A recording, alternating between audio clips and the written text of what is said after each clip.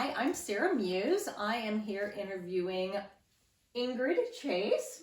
Am I doing the whole just Ingrid Chase? Ingrid Chase for Open Studio Tour Roanoke for our artist interview series, and we're just going to get into it and find out about her amazing pottery or ceramics, whichever one she likes to go by, and we'll ask her all about that and find out her process. Get a little insider look into her studio and go from there. All right. Thank you all for joining us. Hi, Ingrid. How are you? Good. How are you? Good. So tell me about you. So do you, if for people to find you, what's the name of your business? It's IMC Clay, Ingrid Moldenhauer Chase. Okay. I'm the clay, and I'm online and on Instagram, so it's pretty easy to find me. And do you show anywhere in the Roanoke Valley? I do a few markets or shows periodically. I often do the Blue Ridge Potters Guild show, but I don't have my work permanently available in town. I primarily sell online. Okay, yeah. So online and of course that Open Studio Tour, right? Which is April 29th and 30th this year. So you're in Roanoke. So what is your background? Well, I was born and raised in Roanoke. I went to Glenver High School growing up, and then I went to VCU. I studied fine arts there. I was actually a crafts major, but I didn't do any ceramics there. I found that later in life. I did metalsmithing, I did woodworking, I did textiles, and I did some painting and printmaking. After I graduated, I ended up just kind of working around town for a few years, and then I started teaching art. And actually for my teaching license, I had to take some ceramics classes, and that's kind of where I found it. And I've kind of just fallen in love with the medium itself. Oh, that's fun. Yeah. So force of hand in many ways. Mm-hmm, absolutely. Yep. And what was it about ceramics that made you fall in love? Well, I've always been really interested in process. I think that's why I studied so many different crafts. And ceramics is just so heavy in the process. I mean, obviously there's an artistry, but there's just an endless amount of things you can learn, different techniques. You can go and start learning about the chemistry behind why things work. And it's just, I feel like I can study it for the rest of my life and never know everything. And I love that about it. And it's also just super tactile, and you can do literally anything with it. You can make functional work, you can make sculptures. I love it. That's great. Yeah. And you teach as well? So yes. What do you teach? I teach at Lord Botetourt High School. I teach a variety of different classes. It's high school art. I teach the foundation classes. I teach the 3D classes, so sculpture and ceramics. And then I also teach AP art there. Oh, so much better than when I was there. Yes. Yeah, we have quite a few more courses, I think. Yeah. That was a really long time ago.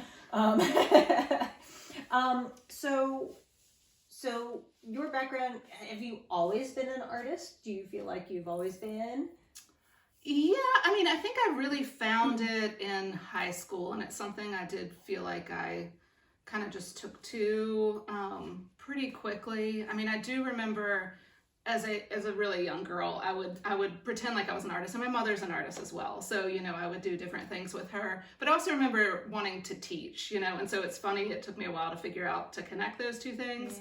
Yeah. But yeah, I mean, I feel like it's something that I can't imagine myself doing anything else. That's fantastic. Yeah. And is your son having fun with it too, like you with your mom? Or? Yeah, so he definitely likes to play with clay. So we've got a little spot down here in my studio where it's also his like kind of Lego world and his little studio creation place. But he's gotten really into video games and Pokemon. But he does. I feel like he likes art quite a bit. He tells me that's his favorite subject in school. So that makes me proud. Yeah. I love that. We artists, we're very proud when they like the arts. So tell me about your process. Where do you start? What do you do? And if you want to like lead me around your studio and kind of show me some of the inside scoop of what you do, that would be really fantastic. Okay. So where do you start? Do you start with a design on paper, sketch? What do you do? No. Whoa. I pretty much never sketch, and I feel like maybe I should, but I that's not the part that I enjoy. So I start off with an idea of what I want to make, and I'll start throwing on the wheel is what I'll start with first, and throw, which means, you know, make the forms. And then from there, I, you know, let them dry up and do whatever else I need to refine the forms. And I try to really work pretty intuitively. So most of my work is very heavy in pattern and repetition. So I make a lot of my own tools. I make some of my own little stamps that I put in it, but I actually really hardly ever plan out what I'm doing ahead of time. I kind of just like to divide the pot up into kind of a grid and just start making patterns and go from there. Every now and then I'll try the same design more than once, but it's actually kind of not that exciting for me to do that. So each piece is one of a kind. Yes, this last round I tried to repeat a design more than once, but I'd say 99% of the time, yes, they're completely unique. So can you show me some of the stamps and some of the things that you use? Sure. Yeah. You can find them? Yep. We'll Do move you around. stop it? And, okay. Nope. We just keep on rolling. All right. So these are actually some of my stamps that I've made.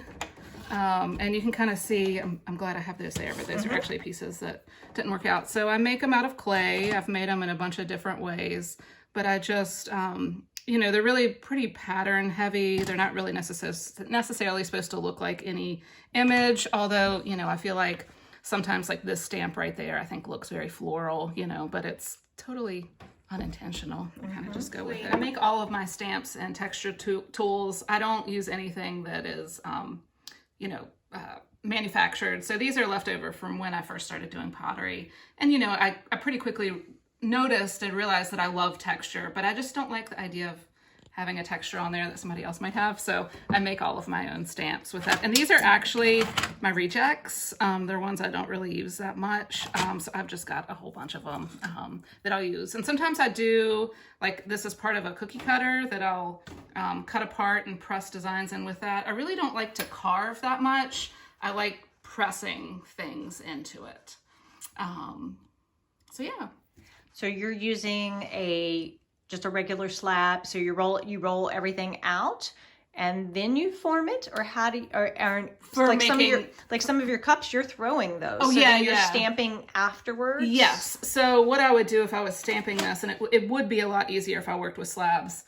I'm actually going to kind of challenge myself to do that in the future, but I actually throw it and have the form, and when it's set up till it's kind of a hard leather hard, I'll take and press it in. And I actually make a lot of these so the stamps are just flat, but I like to add a little extra handle into it because I do have to do a little bit of rocking with it because it's on a dimensional form. So I do all the patterning, you know, after it's all refined and thrown and trimmed and everything. And I actually usually do it before I put the handle on if I'm going to do something with a handle. Yeah, so I just don't do a lot of slab work. And so even your bowls and things like that, they're all done after they're thrown as well? Yeah, yep. They all are. Yeah, so, and it's not just all, you know, stamps. Some of it's stamped, but some of it's little tools that I press in to make different designs. And I've started to do some resisting with tape when I wax, so I can get those nice clean lines in the rest of it. So I can put a piece of tape on there. I usually can't dip in glaze because this is just so detailed. I have to either brush on, or my preferred method of glazing is all these little glaze bottles. So I just painstakingly squeeze glaze into all the little spots. So each one individually done. She does have some fabulous videos on Instagram if you want to see her process up close and personal. She does some really fabulous videos for that. And so what are you using? What type of clay do you use? Are you using specialized clays? What are you working with? So I primarily used to work with Cone 6 porcelain, but then I just recently kind of decided to start experimenting with some different clays. So I've got a brown stoneware. I've got some with specks in it. I did just recently start using this dark brown clay, which I love. It's a little finicky, so it's, you know, as everything with ceramics, you never quite know what you're going to get until it's all done. And then you could still drop it. So it just has a little extra little technical considerations that I have to think about. So it's in a way harder to work with than the porcelain, I feel like, even though a lot of times people think that might be a little harder. And so to what work makes with. it different? Why It has a high iron content, and when you fire it past a certain temperature, and I can't remember the exact temperature, the iron can actually make some off-gassing, and so it can lead to bloating or pitting. So it's an extra little consideration that you have to think about, and that can affect some of the glazes that are on there. So I recently took a glaze chemistry class, and I learned a lot through that because it's all chemistry and it's super interesting, but it's all how the clays and the glazes work together, and it's a lot of fun. That's awesome. Mm-hmm. So what do you find? I mean, I'm guessing that what really kind of sets your work apart is really just all the detail. I mean, each one of your pieces is one of a kind. You've got some crazy detail that goes into each one. Right. Do you ever do custom pieces, or you just really do what you love? And I just do what I love. I work full time, and I'm a mom. So when I'm here in my studio and when I'm making, I kind of want to just be able to make what I want. And there's something about customs that just, it doesn't necessarily take the joy out of it, because I love working with people and making something that somebody's going to want to bring into their home. But like we said, there can just be little issues that happen, and it seems to inevitably always happen when it's a custom piece. So it's like, I'd rather just have the stress off of that, because again, this is kind of my pastime and what I do for fun. So I just kind of want to make what I want and hope somebody will want to adopt it, Adopt it. Yeah. I love it. That's fabulous. Yes, I call my pieces my babies. Yes. That's great. These are really amazing. So how does experimentation come into play with your pieces? Is it more with the design work, or is it more with the glazing? What do you find? Or is it all of the above? Pretty much all of the above. I mean, I feel like the biggest experiment is the design work, because I really go into each piece just kind of reacting in the moment to what I have planned out and what I start to do. With glazing, there definitely has been quite a bit of experimentation recently, and I'm trying to get away from so many commercial glazes. I'm trying to make some of my own, make mainly my own glazes. So with that, there's a lot of testing. So that's been a pretty new thing that I'm really experimenting with, but I always like to find new colors and new combinations. So I think it's all pretty experimental. Like I said, I really don't like doing the same thing more than once. So I kind of go into each piece with a fresh mind or fresh idea, And then with the firings, I guess that's still a challenge too, and that's still always experimental, because you don't always know what you're going to get. Right. Well, and I mean, I feel like the more you learn, and the more you do it, you have much more control over what you're going to get, and you can usually expect it. But like recently, I've been changing so much with my glazes and the clays, and I'm really bad at testing ahead of time, which I should. Like, I should have more test tiles that I do. I've done some, but I can't tell you that I would, test before each time. This one came out kind of bumpy, and I'd never had used that glaze before, and I just shouldn't have put it in the mug. I should have done it on a test tile. But hindsight's After all that work. hindsight's 20/20. So you gotta learn that. All that work, Yeah. and then you go, oh. Yep. And we were talking earlier that you do sell seconds occasionally, mainly for the fact if they're in the shape that you feel comfortable selling. Right. Yeah. So that's just a big debate I was having recently with myself. Yeah. And so, like with this one, the reason you're not is because it's the inside. So the inside has some pitting, and there's some almost like little craters in there that are sharp. So that's somewhere that food's going to be. You wouldn't want to be stirring your coffee and get a little chunk of glaze and then swallow that. That's just not safe. So, if it was something on the outside where it's never going to touch anything, then I might do that sometimes. But, there's some total deal breakers that, safety of the customer, is key. So, yeah. Well, there's another artist on Open Studio Tour. Lynn Donahue, who does mosaics. Ah, yeah. Maybe y'all could do a collab. Yeah, that's right. Yeah, and I have been approached by people before that say, can I have your little broken pieces? Because eventually I will break them if they're not good, and it's just kind of cathartic to do that. Although sometimes I've thought, like, oh, I could turn it into a whatever. But usually, you know, ceramics just teaches you to move on. You know, it happens, and you get used to it, you know? That's amazing. Yeah. Yeah, wow. So yeah, experimentation is pretty much just every moment of working with it. Yeah. Yes.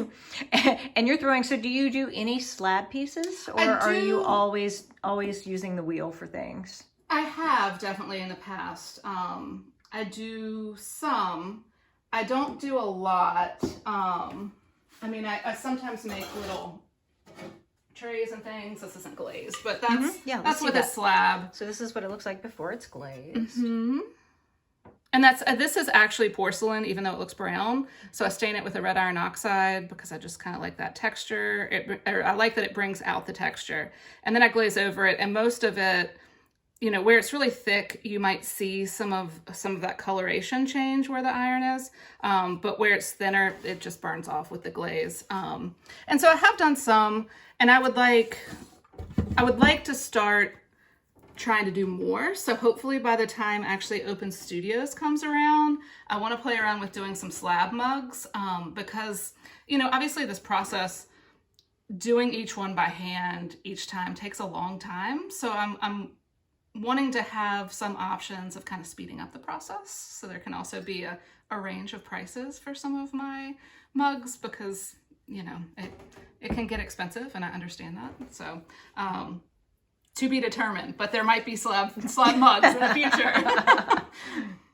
And so like this guy here, I'm looking at his foot, and that's you're actually seeing, this is the clay there. So what you were just showing here is coming through here, correct? Yeah, and actually this isn't a porcelain, so it's a little different, but yeah, let me get this one.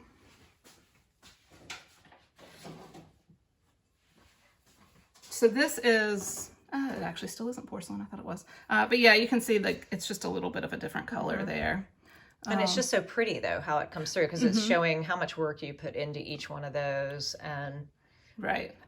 And this is still, there's no glaze there, right? But I wouldn't have that. I'd only have that on the outside of a piece. I wouldn't have it on the inside where it's touching food. Although the clay is vitrified, so, you know, it's still, like if something touches it, it's fully fired. So it's almost glass-like in and of itself. And are those dishwasher safe? Yes. Or would you really? Yeah.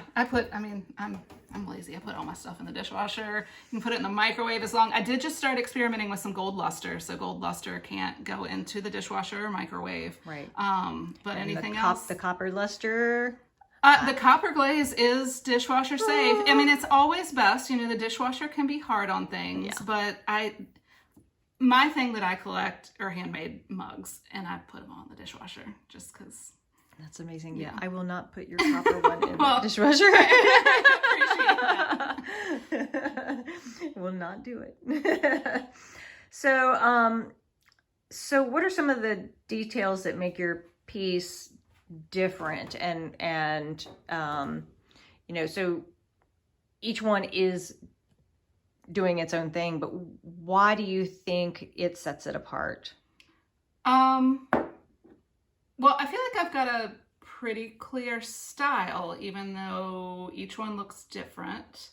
Well, like I've said, I do try to make my own stamps. So those you can see in multiple pieces, and kind of the way that I apply the patterns can be kind of consistent. Just I apply them in a different way. Right. Especially with that geometry, breaking it and gridding it into grid, or breaking it into grids. Yes. Yeah. So, I mean, I guess I feel like that's what sets it apart. I try to be involved in the process, and kind of make my mark from the beginning all the way to the end. Oh, well, and then this is something that's really, I find quite special, is the bottoms of the pieces are finished as well. And I always try to do spectacular something on the bottom. And I think that really sets them apart too.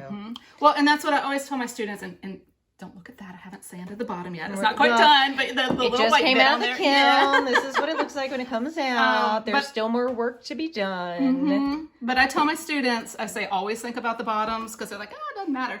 But, if somebody picks up your work and the bottom looks messy, it's, a sign that you haven't taken care through the whole process. If the bottom looks nice, then that's great. If you pick up and the bottom is something special and unexpected, then that's just like, you see people smile. And then if you're drinking it, right, then the person across from you gets a lovely view too. Exactly. They're not looking at just a signature at the bottom. They're looking at something really cool. I just think they're amazing. I love that part of it. Yeah, the little details that make it special. So what lights you up about your craft? I mean, just listening to you talk, I think everything. But everything. I love the endless possibilities. I just love the tactile nature of it just in general. It's like when I pick up a piece of clay, I just can't put it down. I love, as much as it can be frustrating that sometimes you get something out of the kiln that you don't expect, it really does almost just kind of make it like Christmas morning every time you open the kiln, because you kind of never quite know, and you could be really happy, and sometimes you're disappointed, but that's life. And so, I feel like it's just taught me a lot too. So I love it. I don't understand how people would not like it. Some of my students don't like it, and I can't understand it, but I try to trust that. Some people don't like that it makes their hands messy, but I kind of like it, Oh, the mud's fun. So tell me about those pieces behind you. What stage are they in? So these are in mid-glaze process. So they've been bisque fired. So, they're not going to turn back into clay. They've had the iron oxide stain added onto them. And then I've glazed the inside. It hasn't been fired yet, so I still need to glaze the outside. And glazing the outside, again, is using the little bottles. So for this one, I would use the bottles literally for everything. I would probably glaze this part next. And then I've started, because I've got these little lines here, I tape off those areas. That just seems the most efficient way. And then a lot of times I'll maybe glaze around the edges for that, and then brush on through the middle part just to speed it up a little bit. For the larger spaces. I've tried masking with wax and dipping, and it's almost more time consuming than just doing it all by hand. So once I get that done, then it'll go in and be fired, and come out looking shiny and ready to use. That's so cool. Yeah. Oh, and I've labeled the colors that I'm going to get. So you can write on it and the pencil burns away. So I've labeled what I'm planning to do on there. And your glazes, when you put them on, are they the color that you're going to get, or are they not? Absolutely not. No. So, sometimes they're similar. But this one, it ends up being a little bit more like this. Some of them, like this glaze right here, in its regular form, it looks red, but it turns out this really pretty blue. Oh, it's this blue. There we go. So totally different. And it's because it's chemistry, right? That was one of the things that I had issues with. I can't see the color. That's why it's good if you can make test tiles, because you can put them beside each other and mix and match. But, after you've used it for a while, you kind of know the color in your head. Yeah. But it is, it's not as easy as painting, where you just put on a color and the color is what's there. It's going to change no matter what. And so it's a whole nother thing you have to think about when you're working. Does your underglazing that you put on, or your the oxide? Yes. Does that come through at all? Do you feel like that is giving it, like with oil paintings and stuff, or even acrylics, that people will do a base coat, and do you find that it gives it a little extra luster, or? It doesn't give it a little extra luster. It can make it more like just a darker brown line in there. Okay. Yeah. So I don't have. So it gives it a nice subtle effect. Well, yeah, that one you can't. I don't think I have anything right down here where I've glazed over it. But you would see it, if it's really thick, you would just see it through as like a darker area in the glaze, if that makes sense. Sure. Interesting. So what surprises you and delights you about your pieces? Well, I like to, I like to, pay attention to every surface. So I guess that surprises and delights me. I like that it's not all flat. So I like the texture that's there, just the way that it feels. So the tactile nature of it. Is that what you're asking? Yeah, so the glazes, yeah. if you can't tell, they're kind of three-dimensional. So these feel like little bumps. And with the stamps, that adds a little extra dimension to it too. So, right. So it just kind of raised up a little. Mm-hmm. Yeah, so it would just have a tactile nature to it rather than a piece of ceramics that's just all glazed, a flat glaze. Right. And I like and it doesn't always happen, but like in this one, when you stamp and then you can still kind of see kind of the ghost of the stamp on the inside. Yeah. That's always a nice surprise. I think when you can still see some of that in there. That's so beautiful. And this is actually the black clay. That is the black clay. So I don't put any oxide on that. I don't need it. It just is black. It's just gorgeous. Mm-hmm. And it's beautiful to work with. It just has some issues in the firing. Mm-hmm. Like it's really nice to throw, and it's just you're just learning all. And so it's learning a different set of glazes that'll work well with it. And it might even need to kind of go to a different temperature, but I'm still learning. So and always will be. Yeah, and that's what I love about it. There you go. That's what delights you about it. So we already talked about custom pieces, so we now know, because each one of these, in a sense, is custom. So if you like it and you love it, and then buy it, because there will not be another. Mm-hmm. Yes. Right? I mean, that is what makes it really quite special, too, that they are very collectible in the respect that they're each unique. Mm-hmm. So the question that I'm asking all of our artists is, what makes you laugh? What makes me laugh? Related to my art or in life? Anything you want. I think your art definitely makes you smile. Right, yeah. I don't internal know joy. What makes you laugh? I mean, there's lots of teaching of the ceramics process that can make me laugh. It's really fun with students. They get a kick out of it. It can be a mess. It can be kind of strange to watch sometime, but so that makes me laugh. But I mean, in general in life, just witty, unexpected comments, I think, make me laugh. I don't know if that answer is correct. There's no correct answer. It's whatever makes you laugh. Yeah. Awkwardness makes me laugh. There you go. Is there anything else that you would like our audience to know about you or your artwork? Just know that I'm very thankful that I have the ability to do this, and that people have found it kind of in them to help support what I do, because it makes it possible.